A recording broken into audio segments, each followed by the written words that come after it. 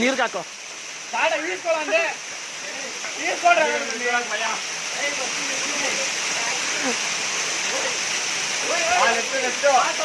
ಏಯ್ ಮಗ ಜಾರುತ್ತೆ ಬೇಡ ಅವನು ಅವಾಗಲೇ ದಬಾಕೊಂಡವನೆ.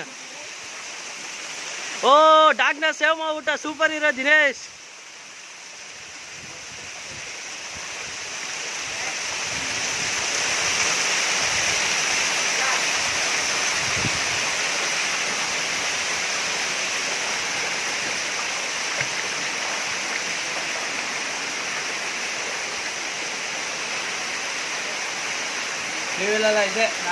ಹಾ ಮಗ ವೈರಲ್ಲು ಯೂಟ್ಯೂಬ್ ಸ್ಟಾರ್ ದಿನೇಶ್ಗೆ